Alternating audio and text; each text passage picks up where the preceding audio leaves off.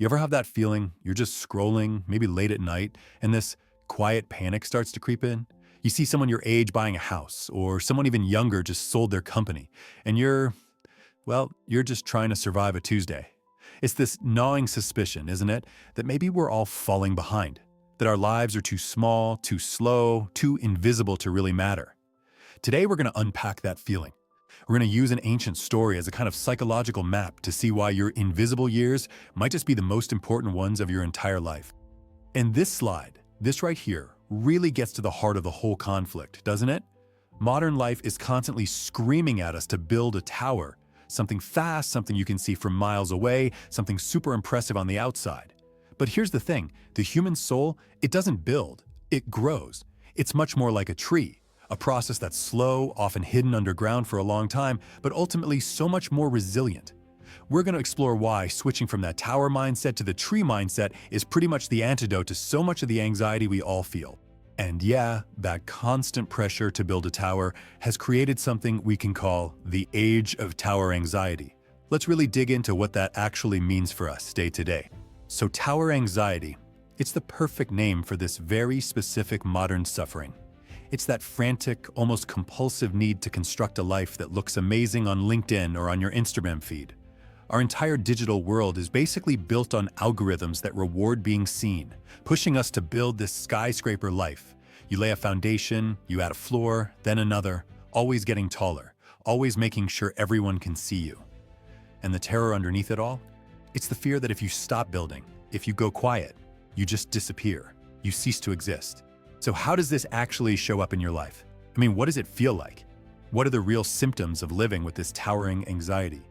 I'm guessing these are going to sound painfully familiar. It's that constant measuring stick, right? Sizing up your life against somebody else's timeline. It's when your self-worth gets all tangled up with your online visibility, your likes, your followers, your job title. It's that deep, deep fear of silence, of not having any new wins to post about. And maybe the worst one, it's this core belief that if you aren't visibly moving forward, you are on some fundamental level of failure. But that's just not how growth works. The soul doesn't grow like a tower, it grows like a plant.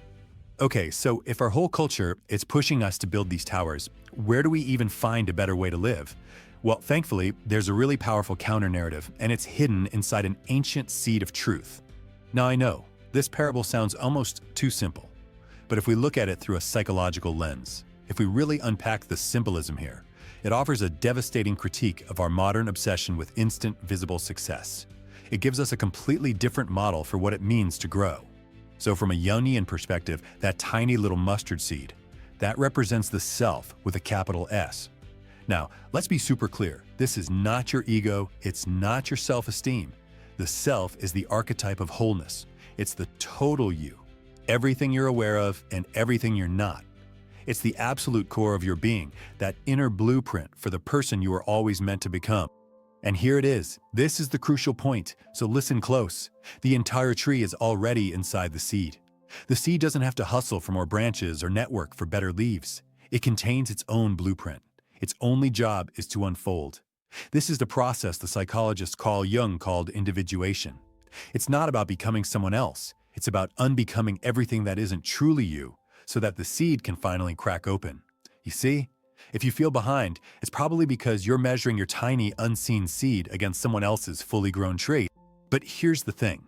If we're a seed, then growth isn't always visible. And that brings us to the absolute hardest, but also the most important part of this whole journey, understanding the power of being buried. I mean, think about it. What happens right after you plant a seed? It doesn't just explode into a tree overnight. First, it disappears. It goes underground into the dark. For the seed to ever grow, it has to first accept being completely and totally buried. And this idea, this perfectly describes what we can call the underground phase. This is for all of you out there who feel buried right now. You're working hard, but you're not seeing any results. You feel isolated, you feel like you're in the dark. The modern world has a word for this, failure. But your psyche has another word for it, germination.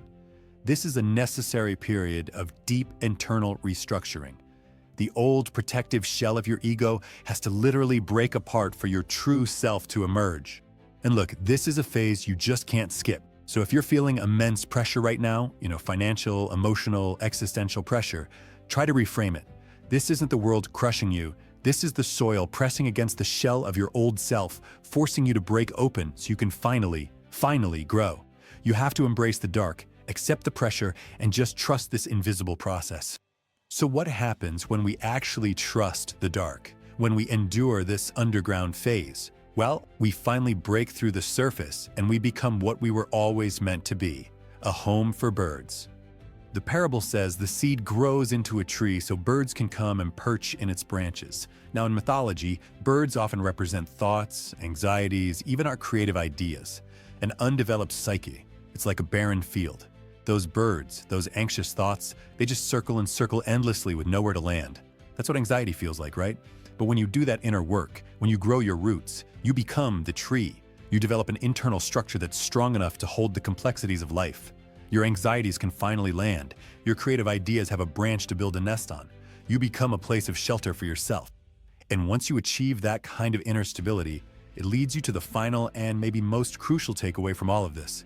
It's a simple but profound truth. Your path is not a race. So what can you commit to starting today? Just 3 things. First, honor the small start. That tiny interest you have, that quiet passion, that's the seed.